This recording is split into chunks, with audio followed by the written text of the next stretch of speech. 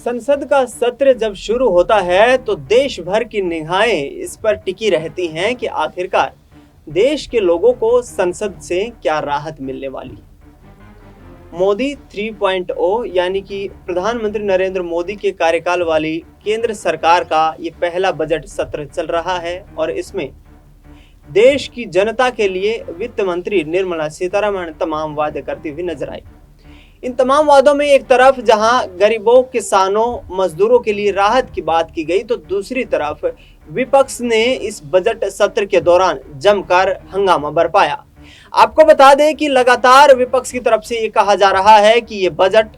सिर्फ और सिर्फ कुर्सी को बचाने को लेकर है। मोदी सरकार के लिए यहाँ कुर्सी बचाना प्राथमिकता है, देश के लोगों की सेवा करना उनकी प्राथमिकता नहीं।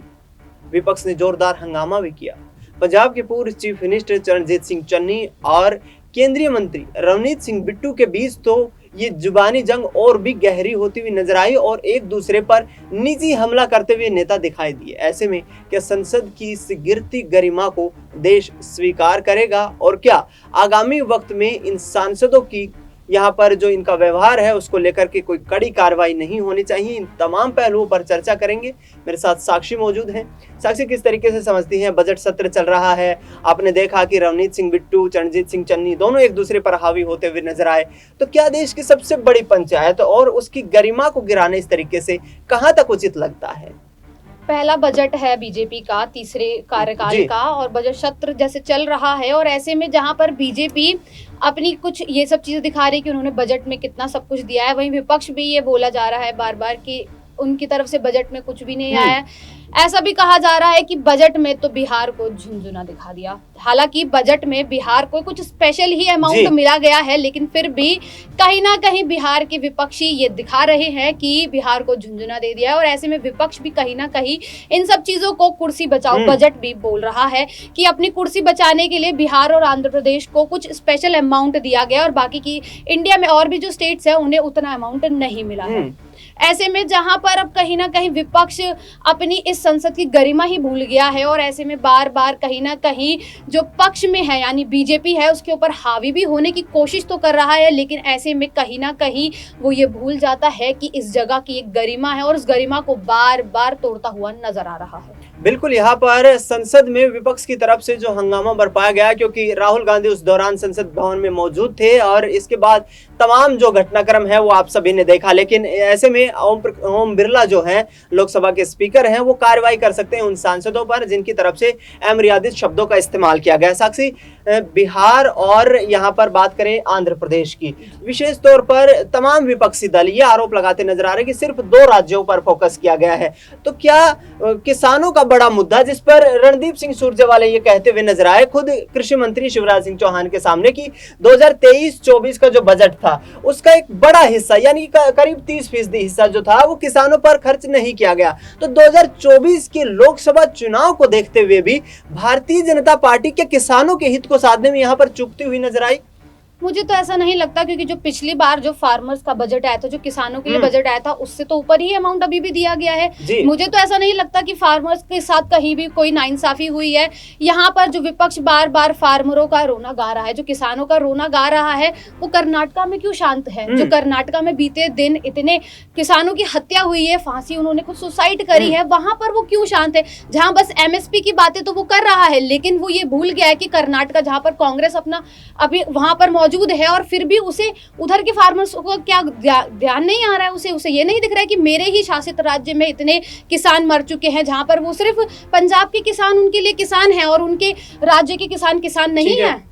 ठीक है, करीब 1500 किसानों की कर्नाटक में ऐसा बताया जा रहा है कि उन्होंने आत्महत्या कर ली है तमाम कर्ज के चलते और जिसके चलते यहाँ पर कहीं ना कहीं पंजाब और हरियाणा के किसानों पर विशेष तौर पर फोकस किया जा रहा है।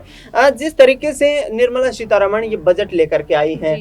ये कहा गया है कि मध्यम वर्ग को यहाँ पर कहीं ना कहीं नुकसान होता हुआ नजर आएगा क्योंकि जो टैक्स स्लैब्स बनाई गई हैं या जो टैक्स की रेट्स को बढ़ाया गया है वो सीधे आम लोगों तक इम्पैक्ट डालती हुई नजर आएंगी। क्या यहाँ पर जो है थोड़ा सा टॉलरेंस दिखाना चाहिए था केंद्र सरकार को? इसके में तो मेरा भी ये कहना है कि कहीं ना कहीं जो इन्होंने टैक्स इम्प्लीमेंट किया है वो कहीं ना कहीं मध्यम वर्ग को नुकसान तो देगा ही, क्योंकि इन्होंने टैक्स में इजाफा कर दिया है। क्योंकि जहां तक बात है, भारत के जो लोग हैं, जो भी नागरिक हैं, वो हालांकि हर कमोडिटी जो भी वो परचेज करते हैं हर किसी पे टैक्स तो देते ही हैं। तो मुझे लगता है सरकार को टैक्स पर ध्यान देने की आवश्यकता थी। यहाँ पर टैक्स गिरना चाहिए था, लेकिन यहाँ पर इन्होंने टैक्स बढ़ा दिया, तो इससे कहीं ना कहीं मध्यम वर्ग आहत तो हुआ ही है। मध्यम वर्ग को यहाँ पर चोट पहुंची है और तमाम वो जरूरी वस्तुएं, वो खाद्य वस्तुएं या दैनिक जीवन की वस्तुएं जिनको लेकर के लगातार आम आदमी जो है सर्वाइव करता रहता है, उन पर टैक्स की जो रेट है उसको बढ़ाना कहीं ना कहीं ये मध्यम वर्ग की कमर तोड़ने जैसा केंद्र सरकार का फैसला बताया जा रहा है। साक्षी, किस तरीके से देखते हैं प्रधानमंत्री का ये तीसरा कार्यकाल और इसमें बड़ी अचीवमेंट्स पाने की कोशिश है, लेकिन बजट के दौरान देखा जाए तो एक इक्वल डिस्ट्रीब्यूशन न होकर के दो राज्यों की तरफ जो है उनको स्पेशल प्रोजेक्ट्स देना, क्या एक तरफा यहाँ पर विकास करने की कोशिश की जा रही है जैसा कि विपक्ष आरोप लगा रहा है, या फिर कहीं ना कहीं मोदी सरकार जो है इस बजट के जरिए ही कहीं ना कहीं एक नए भारत की शुरुआत या उसकी नींव रखता हुआ नजर आ रही है? जी बिल्कुल, मेरा ऐसा मानना है, जहां पर बिहार स्पेशल कैटेगरी स्टेट की डिमांड कर रहा था, उस डिमांड को तो बीजेपी ने खारिज कर दिया है, उस पर कोई ध्यान नहीं दिया जा रहा। उसके लिए बीजेपी की तरफ से बिल्कुल मनाही है, लेकिन बजट में उन्होंने जो बिहार को एक स्पेशल अमाउंट दिया है उससे कहीं ना कहीं ये जाहिर तो हो ही रहा है कि ये एक कुर्सी बचाओ बजट रहा है। और ऐसे में मेरा तो ये बिल्कुल भी मानना नहीं है कि ये बस एक तरफा विकास है, जहां पर कहीं ना कहीं बिहार एक तरफ से एक लो और एक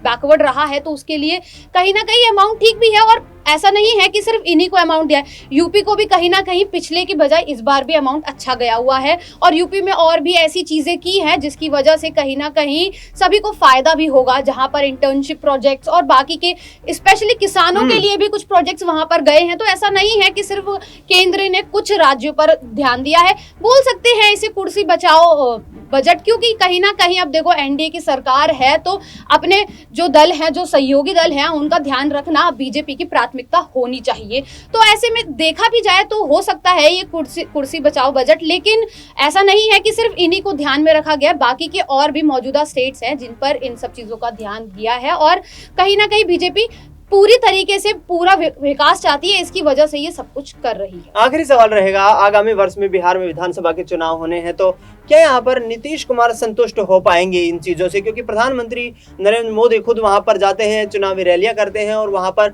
बिहार को विशेष आर्थिक पैकेज देने की 1 लाख करोड़ 1.5 लाख करोड़ तक के विशेष आर्थिक पैकेज की बात की जाती है, लेकिन वो पैकेज जो है केंद्र सरकार की तरफ से आवंटित नहीं किया जाता है। तो क्या नीतीश कुमार एक महत्वपूर्ण इस पॉइंट के ऊपर कहीं ना कहीं एनडीए से किनारा करते हुए नजर आ सकते हैं?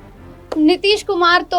खैर बोलने को पलटू राम ही हैं, उनको जहां फायदा मिलेगा वो वहीं पलट जाएंगे। लेकिन ऐसे में जहां पर अब उन्होंने एनडीए के साथ अपना गठबंधन किया है और कहीं ना कहीं उन्होंने अब यहां पर मोदी जी को ये विश्वास दिला दिया है कि अब मैं यही हूं, यही रहूंगा और मुझे और कुछ नहीं सोचना, मैं आपका ही साथ दूंगा, ये बात उन्होंने बोली है बकायदा। और ऐसे में यहाँ पर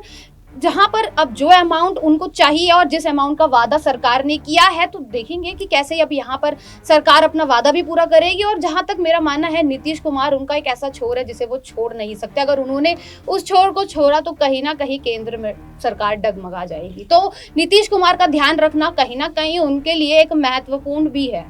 महत्वपूर्ण प्राथमिकता है, क्योंकि नीतीश कुमार चंद्रबाबू नायडू ही इस सरकार की वो महत्वपूर्ण कड़ी है जिसके दम पर यह सरकार चलती हुई नजर आ रही है। हालांकि विपक्ष तमाम ये दावे